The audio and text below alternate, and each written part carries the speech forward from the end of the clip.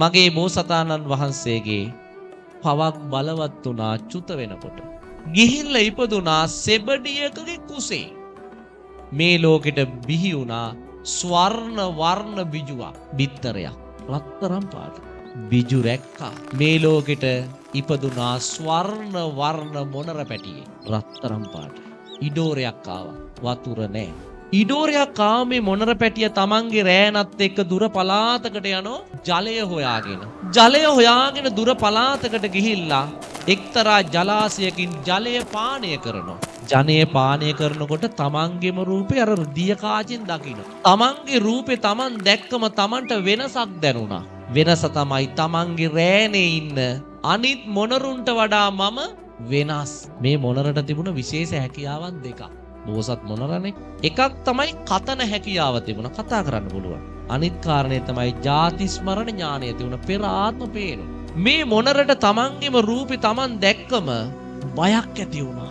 ජාති ස්මරණ ඥානයෙන් පේනවා තමන් පෙර ආත්මිකත් සරණවර්ණ හංසයෙක් වෙලා ඉපදිලා හිටියා.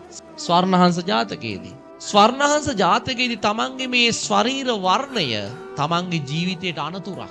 ඒ නිසා මම මේ රෑනත් එක්ක ඉන්නේ නැහැ.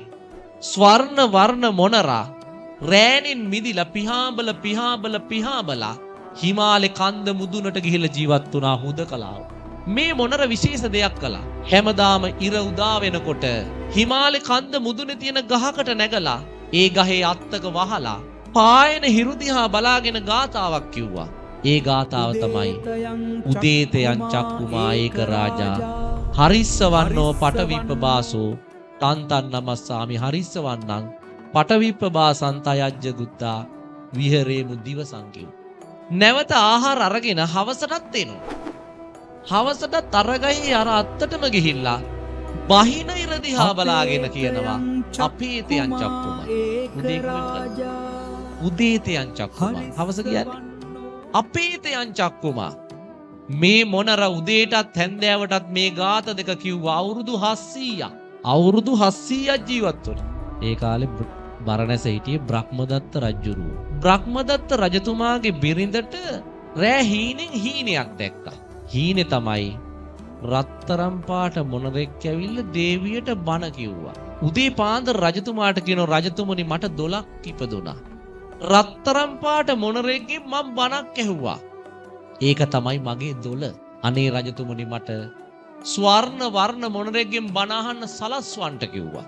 රජතුමත් පොඩි කතන්දරයක් අහලා තිබුණා. ඒ කාලේ මිත්‍යා මතයක්. ඒ කාලේ මිනිසුන් අතර විශ්වාසයක් තිබුණා රත්තරන් පාට මොනරෙක් ඝාතනය කරලා උගේ මාංශය අනුභව කරෝති කවදාවත් මැරෙන්නේ නැහැ කියලා. දැන් රජතුමා හිටියේ ඒ මතේ. රජතුමා දැන් මොකද කරන්නේ? රජතුමා තමන්ගේ අමාත්‍ය මණ්ඩලය රැස් කළා.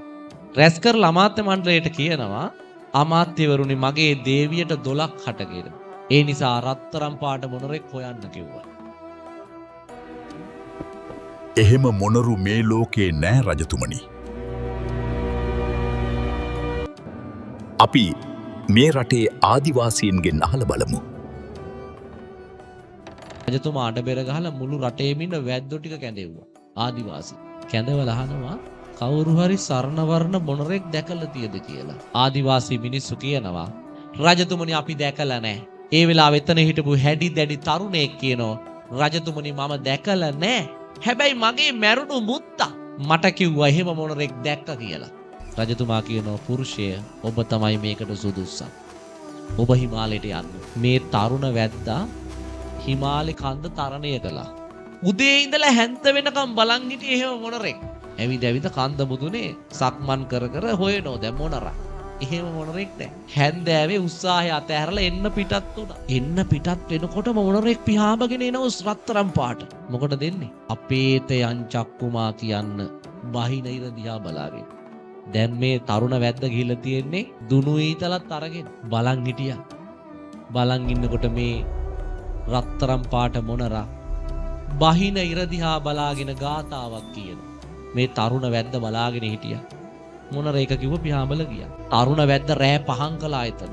එළි වෙනකන් ඉඳලා උදෙත් බැලුවා. උදෙත් මෙන්න මොනර එනවා. මොකට දෙන්නේ? උදේතයන් චක්කුමා කියන්නේ. උදේතයන් චක්කුමා කියන ගාතාව කියනකොටම තරුණ වැද්ද මන්ද ගැහුවා. මන්ද ගහන්නේ පන පිටින් අල්ල ගන්නනේ. මන්ද ගැහුවා මන්ද වැදුන්නේ නැහැ. අත්තක වැදිලා විසි වුණා. තරුණ වැද්දා දක්ෂයා. මන්දට අහු වෙන්නේ නැත්තම් ඊතලෙන් හරි විදින්න ඕන කියලා ඊතලයක් අරගෙන වෙර දාලා විද්දා. මොනරගේ ළඟටම ගිහිල්ලා ඇඟේ ගෑවි නොගෑවි ගිහිල්ලා වෙන අතකට හැරුණා. ගිහිල්ලා ගහේ වැදුනා. දැන් වැද්දට පුදුමයි. මන්ද වැදුනෙත් නැහැ ඊතලේ වැදුනෙත් නැහැ. මගේ ඉලක්කය කවදාවත් වැරදිලත් නැහැ. ඇයි මේ මොනරට ඊතල වදින්නේ නැත්තේ? වැද්ද තීරණයක් ගත්තා. අනිවාර්යයෙන්ම මේ මොනර කියන ගාථාවේ බලයක් ඇති. ඒ නිසා මේ මොනරගේ දුර්වලතාවයක් හොයාගෙන ඒ දුර්වලතාවයෙන් අල්ල ගන්න ඕන කියලා හිතුවා. හිතලා තරුණ වැද්දා ගමට ආවා. ගමට ඇවිල්ලා ගමේ ඉන්න ලස්සන සෙබඩියක් හොයාගත්තා. සෙබඩිට පුහුණු කරා අසුරක් ගහනකොට ගී ගයන්න. අප්පොඩියක් ගහනකොට නටන්න පුරුදු කළා. පුරුදු කරලා දැන් සෙබඩි තිරේ ගහගෙන කන්ද මුදුනට නැග්ගා. කන්ද මුදුනට නැගලා අර මොනර එනව නේද?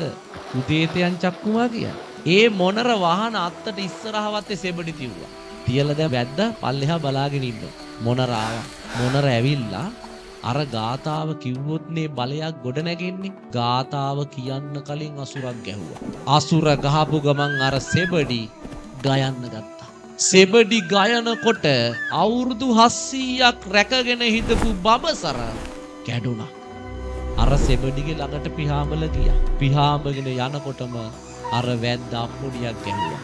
දැන් සෙබඩි නටනවා. සෙබඩි නටනකොට මොනරට තවත් බබසර කැඩුනා. බබසර කැඩුණු මොනරට මන්ද ගැහුවා. ජීවග්‍රාහීව අල්ලගත්තා. අල්ලගෙන ස්වර්ණ වර්ණ මොනරා කිහිල්ල ගහගෙන බ්‍රහ්මදත්ත රජතුමාගේ ළඟට බොහොම උජාරුවට යනවා දැන් තරුණ වැද්දා. රජතුමාගේ ළඟට ගිහිල්ලා රජතුමා කියනවා දේවියගේ 12 මතකයි. දැන් රජතුමාට මතක සදාකාලිකව ජීවත් වෙන්න මේ මොනර මරලා මාංශය භුක්ති විඳින්න. රජතුමා කියනවා වහාම මේ අරක් කැමියට අණ කරනවා මේ මොනර මරලා මස් ටික හදන් එන්න කියලා. පින්වතුනි මොනරට කතන හැකියාව තියෙනවනේ. මොනර කියනවා රජතුමාට රජතුමනි මගේ මාංශය භුක්ති විඳින ඔබ සදාකාලිකව ජීවත් වෙනව නම් සර්ණ වර්ණව ඉපදුණු මම මරන්න කොහොමද? සදාකාලිකව ඉන්නව නම් ඉන්න ඕනේ සර්ණ වර්ණව ඉපදුණු මමනේ. මේ සර්ණ වර්ණ මොනරා රජතුමාටත් බිසවටත් බණ කිව්වා. ධර්මය කිව්වා. රජතුමා පැහැදිලා රජතුමාර තරුණ වැද්දට දෙන්න ඕන සියලුම වරප්‍රසාද දුන්නා. දීලා නියෝග කළා මේ මොනරා නැවත අරගෙන ගිහිල්ලා හිටපු තැනටම මුදා හරින්න කියලා. ඒ නිසා ස්වර්ණ වර්ණ මොනරා නිරුපද්දිතව මුදා හැරියා.